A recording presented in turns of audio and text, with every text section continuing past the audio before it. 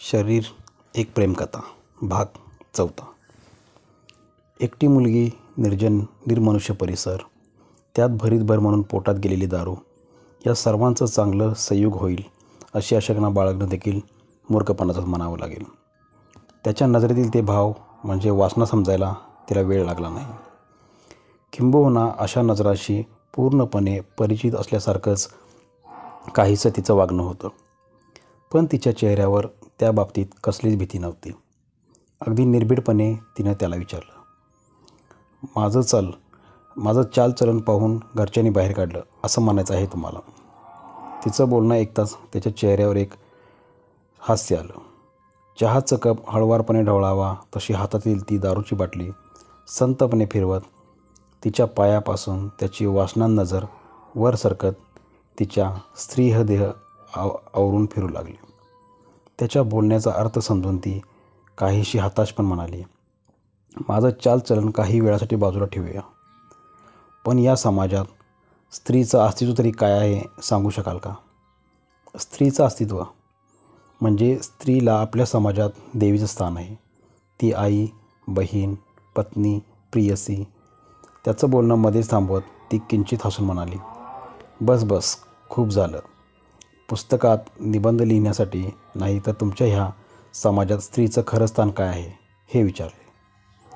तिच्या ह्या प्रश्नाने तो काहीसा बुचकळ्यात पडला. माझ्या मते तरी हीच स्त्रीची रूप आहेत. तुला काही वेगळं सांगायचं आहे का? हो, काहीतरी वेगळं. आज मी ज्या ठिकाणी पोहोचले त्या ठिकाणाहून पाहिलं तर मला स्त्रीचा एकच रूप दिसते. कोणतं? पुरुषांनी आपापसात व्यवहार करण्यासाठी वापरावायची वस्तू. हो, केवळ एक वस्तू.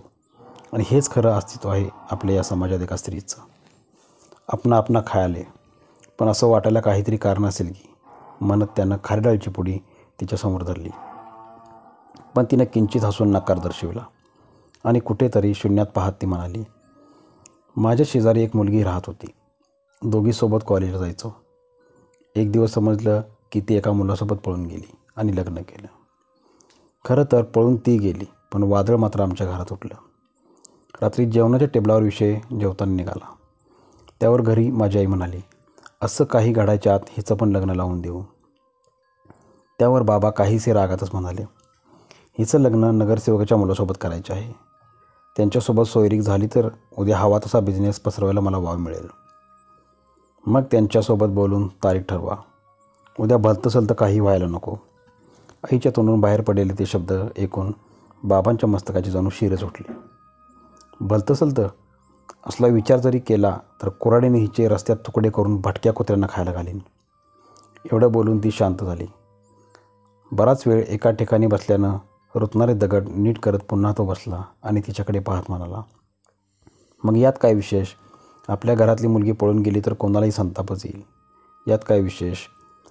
ती किंचित हसून त्याच्याकडे पाहत म्हणाली, विशेष नाही तर व्यवहार.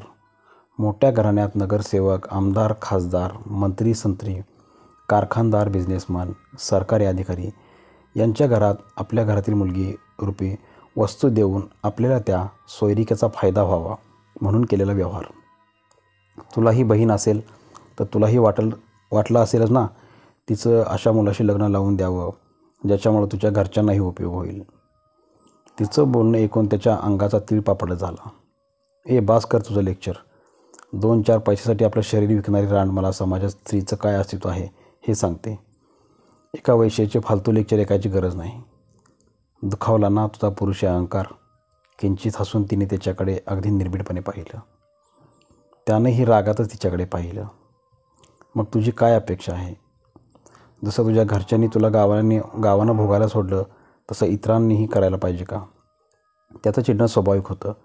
आजवर कुठल्याही स्त्रीनं त्याच्यातील पुरुषी अहंकारला आव्हान दिलं नसल्यानं किंवा लहानपणापासून समाजात स्त्रीचं स्थान म्हणजे मुलांच्या भांडणात त्याच्या आईच्या शरीराची तोडलेली शाब्दिक लक्तरे किंवा दारू जास्त झाल्यानंतर भर रस्त्यात पत्नीवर सुटलेला हात, अशा गोष्टी तो पाहत आला असल्यानं त्याचा झालेला समज त्याच्या चिडण्याचं कारण असू शकतो.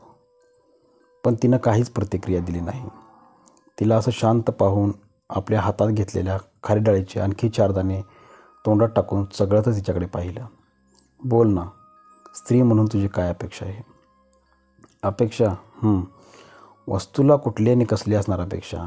जितक्या सहजतेनं एखादा भाऊ आपल्या बहिणीजवळ आपलं मन मोकळं करत आपल्या गर्लफ्रेंडविषयी बोलू शकतो, तशी एक बहीण आपल्या भावासमोर तितक्या सहजतेने आपल्या प्रियकराविषयी बोलू शकते.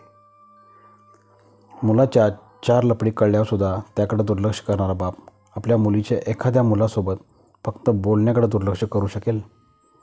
लग्न ठरवताना तुझ्या मनात कोणी मुलगी आहे का असं विचारणाऱ्या घरात अशी किती घरं आहेत जिथं लग्न ठरवताना तुझ्या मनात कोणी मुलगा आहे का असं मन मोकळेपणाने विचारलं जातं. तिलाही मन आहे, तीही स्वप्न पाहत असेल, तिलाही कोणीतरी आवडत असेल, तीही कोणावर तरी प्रेम करत असेल. तिचं बोलणं मध्येच थांबवतो म्हणाला, अच्छा, म्हणजे तुझं कोणावर तरी प्रेम आहे. अर्थात भावना तर प्राण्याने देखील असतात, मी तर स्त्री आहे. मग प्रपोज केलेला का तुला? हो, काही दिवसापूर्वी कॉलेजमध्ये असताना रोज डे दिवशी त्यानं मला गुलाबाचं फूल दिलेलं आणि सोबत एक पुस्तक. रोमिओ ज्युलिएट का? नाही रे, भूत प्रेत आत्मा यांचं अस्तित्व असणारी माहिती. काय चायला, काय पुस्तक दिलं आहे. मी असो तर कामसूत्राचं पुस्तक दिलं असतं. तू आहेसच नालायक. पण मला आवडतात सुपर नॅचरल गोष्टींना पाहायला.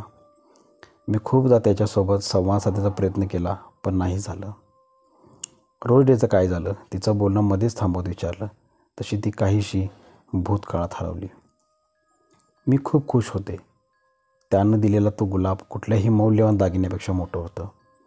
तो दिवस माझे पाय जमिनीवर थरतच नव्हते, कारण मलाही तो आवडत होता मनापासून आणि मला विश्वास होता की तो मला प्रपोज करणार. पण हेच ना, तो आता तुझा स्वीकार करेल की नाही? क्रमश. या पुढील कथा आपल्याला पुढच्या भागात ऐकायला मिळेल. धन्यवाद मित्रांनो.